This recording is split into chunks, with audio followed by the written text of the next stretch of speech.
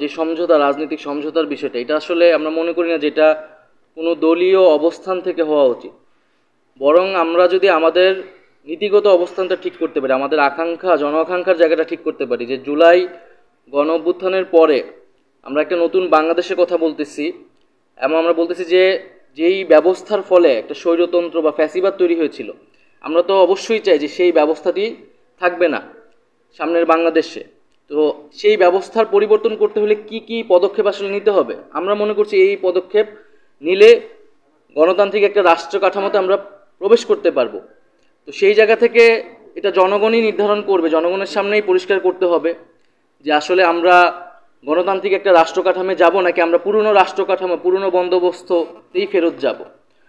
ফলে আমরা মনে করি যে জুলাই গণ অভ্যুত্থানের পরে বাংলাদেশের মানুষের সেই আকাঙ্ক্ষা তৈরি হয়েছে, এবং সেই আকাঙ্ক্ষার ভিত্তিতেই আমরা আমাদের বক্তব্যটা দিয়েছি।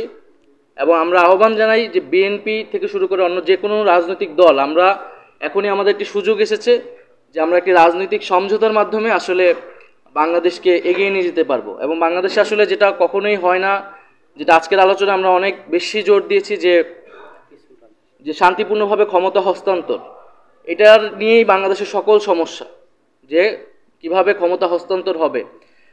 তো এবং সেই জায়গায় রাজনৈতিক দলগুলোর মধ্যে সমঝোতা, আলোচনার টেবিলে বসা, সেই সংস্কৃতি আসলে প্রয়োজন। ফলে আমরা আহ্বান জানাবো যে যে মৌলিক সংস্কারের কথা আমরা বলেছি, সেই সংস্কারে যাতে আমরা সবাই নীতিগতভাবে একমত হই, এর ফলে আসলে এই সংকটকাল থেকে আমরা উত্তরণ করতে পারবো। একটা ইলেকটোরাল কলেজ করে সেখান থেকে রাষ্ট্রপতি নির্বাচন, সংবিধান সংশোধনের ক্ষেত্রে গণভোট করা লাগবে, উচ্চকক্ষ নিম্নকক্ষের 2/3 মাধ্যমে হওয়ার পরেও আমাদের গণভোটে যেতে হবে সংবিধান সংশোধনের জন্য। আমরা বিচার বিভাগকে রাজনৈতিক প্রভাব মুক্ত করা নিয়ে আলোচনা করেছি, সেক্ষেত্রে কয়েকটি প্রস্তাবনা এসেছে।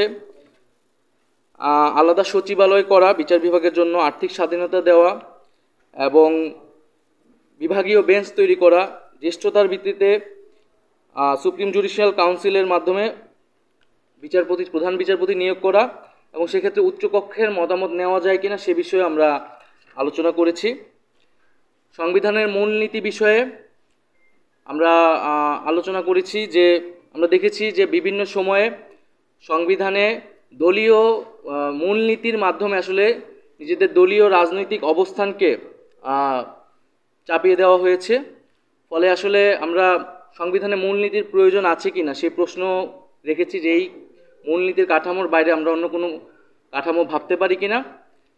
এবং আমাদের সংবিধানে যে গণপ্রজাতন্ত্রী এবং গণতান্ত্রিক রাষ্ট্রের কথা বলা থাকে, মৌলিক অধিকারগুলোর কথাও বলা থাকে, সেক্ষেত্রে আলাদা করে মূলনীতির প্রয়োজন আছে কিনা।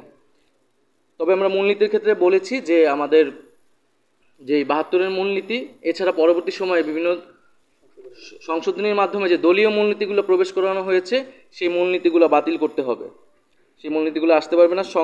সংবিধানে প্রত্যেক জাতিসত্তার স্বীকৃতি এবং প্রত্যেক জাতি, ধর্মীয় জনগোষ্ঠী এবং এছাড়া বিভিন্ন নৃতাত্ত্বিক জনগোষ্ঠীর যেই স্বীকৃতি এবং অন্তর্ভুক্তি, সেটার নিশ্চিত করতে হবে সংবিধানে।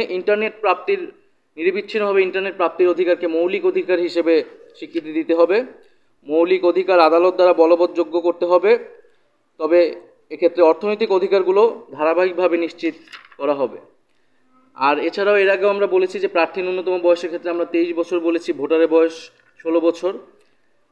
ডেপুটি স্পিকার আমরা একজন প্রস্তাব করেছি, এবং সেটা বিরোধী দল থেকে হবে।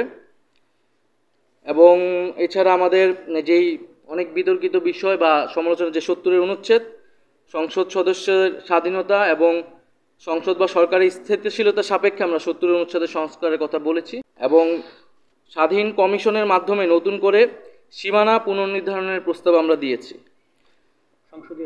সংসদীয় যে সীমানা রয়েছে, সেটা আমরা বলেছি যে একটি স্বাধীন কমিশন করে এটা নতুন করে, আগের কোনো সীমানায় আমরা যেতে চাই না, বরং নতুন করে এটা নির্ধারণ করতে হবে একটা স্বাধীন কমিশনের মাধ্যমে, নির্বাচন কমিশনের মাধ্যমে এটা করা হবে না। তো মোটা দাগে আমাদের আজকে এই বিষয়গুলো আলোচনা হয়েছে। এছাড়া যে পুলিশ সংস্কার কমিশনের স্প্রেডশিট দেওয়া হয়নি, সে বিষয়ে আমরা উদ্বেগ প্রকাশ করেছি। এছাড়া আমাদের দুদক, পুলিশ সংস্কার কমিশন এবং জনপ্রশাসন সংস্কার কমিশন, বিষয়ে আজকে কোনো আলোচনা হয় না, সেটা পরবর্তী যেদিন বৈঠক নির্ধারণ হবে সেদিন আসলে আলোচনা হবে।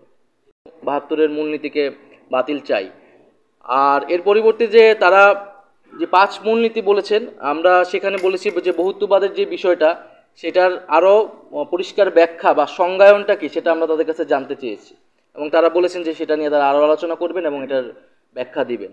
আর এর বাইরেও আমরা বলেছি যে আমরা এখন দেখছি পঞ্চম সংশোধনী মাধ্যমে আবার সে আগের একটা মূলনীতিকে ফিরিয়ে আনার প্রচেষ্টা আছে। সেই জায়গায় আমরা বলেছি যে এই মূলনীতির মাধ্যমে বিভিন্ন সময় আমরা দেখেছি যে দলীয় রাজনৈতিক অবস্থান বা দলীয় মূলনীতিকে চাপিয়ে দেওয়া হয়েছে সংবিধানে, দলীয় মতাদর্শকে চাপিয়ে দেওয়া হয়েছে। বরং সংবিধানে একটা আমাদের এমন একটা জাতীয় ঐক্যমতের জায়গায় আসলে থাকা উচিত ছিল, যে আদর্শিক জায়গাটা কোনো নির্দিষ্ট দলের বা কোনো নির্দিষ্ট জনগোষ্ঠীর কোনো আদর্শ বা মূলনীতি এখানে থাকার সুযোগ নেই। সেই জায়গায় আমরা প্রশ্ন করেছি ঐক্যমত কমিশনের কাছে যে মূলনীতি কাঠামোর বাইরেও আমরা সংবিধানকে ভাবতে পারি কিনা। কারণ আমরা সংবিধানে রিপাবলিকের কথা বলছি, আমরা গণতান্ত্রিক রাষ্ট্রের কথা বলছি, আমরা মৌলিক অধিকারগুলোর কথা বলছি, যার মাধ্যমে রাষ্ট্রের জনগণের অধিকার কিভাবে নিশ্চিত হবে, কিভাবে একটা অন্তর্ভুক্তিমূলক রাষ্ট্র হবে, এর বাইরে আবার মূলনীতির প্রয়োজন আছে কিনা। কারণ মূলনীতির যেই বাংলাদেশের সিলসিলা আমরা দেখেছি সেটা আসলে খুব সুখকর অভিজ্ঞতা আমাদের জন্য হয়নি আর কি। তো এই বিষয়ে আসলে কোনো চূড়ান্ত কিছু আজকে হয়নি, আজকে আলোচনা হয়েছে। না, আজকে তো এই বিষয়ে আসলে আলোচনা হয়নি, কারণ এই সংস্কারগুলো আমরা আসলে কিভাবে করব, পদ্ধতির জায়গা হচ্ছে তখন আমরা বলতেছি গণপরিষদ নাকি এটা সংশোধনীর মাধ্যমে হবে নাকি গণভোটের মাধ্যমে হবে, এই বিষয়ে আজকে আলোচনা হয়নি। আমাদের পূর্ব অবস্থান তো এটা যে গণপরিষদের মাধ্যমে হতে হবে, এবং আজকে শুধু আসলে কি কি সংস্কারে আমরা ঐক্যমত হতে পারি সেই বিষয়টা আলোচনা হয়েছে।